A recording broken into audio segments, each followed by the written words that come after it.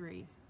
Before COVID, my classmates and I decided on the grad theme for the premiere of The Rest of Our Lives. Since then, we have all experienced a strange time that no one could have ever predicted, and a time that has taught us all a lot.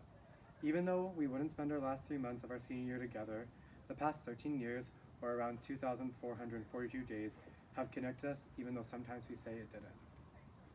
Also, I might need Miss Baldwin to sit down with me and recalculate those numbers. During quarantine, I was thinking about ways that I could start this speech, but always get stuck. Until Miss Keel called me one day and made me get started by telling me to remember what happened to Hamlet when he procrastinated. The idea I ended up coming up with that ties into our movie theme is this is a classroom full of directors. We are a group that will never fade out of our teachers' memories. They will always remember our loud voices, heated debates, and our constant new rulemaking, like having a full course meal during ELA class is a totally acceptable thing to do. Despite all of this, we have made connections with all of our teachers for life. I'm going to take this opportunity to be the executive producer to my class full of directors in a time where no one can add their 2 cents. Andrew Lee. Since this is my first time as a producer, I thought I would take inspiration from some of my favorite movie lines.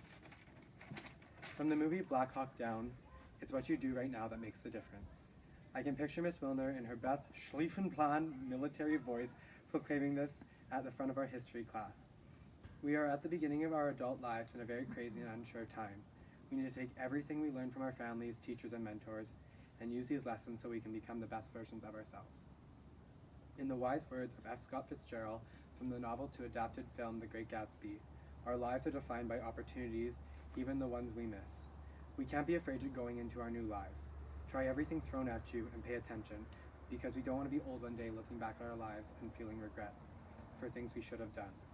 We can follow the example of the leading man in the Imitation Game. Sometimes it's the people who no one imagines anything of who do the things that no one can imagine. We can be anything we want to be, as long as we do it wholeheartedly. There is more to all of us than what people see on the surface. Take Mr. Osmond, for example.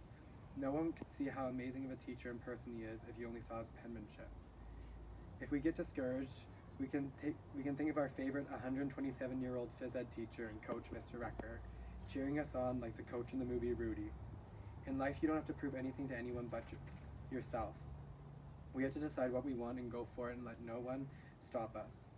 Since I don't want to tire my directors, here's my last words of advice. Life will be hard and we will fail. Sometimes no matter how hard we try not to. When we do fail, we can recall the words of Charles Xavier and the X-Men. Just because someone stumbles and loses their path doesn't mean they are lost forever. This means that we have to move forward and persevere. Life will always be very exciting, shiny, and new, and we can't forget what Ferris Bueller taught us on his day off. Life moves pretty fast, and if you don't stop and look around, you could miss it. So let's not forget to enjoy ourselves. Life isn't only about deadlines and taxes. We have to have some fun and enjoy it. Finally, in the words of a sweet extraterrestrial, E.T., when we need money or laundry washed or life advice or paper editing or to tell someone exciting news about our lives, we can always phone home.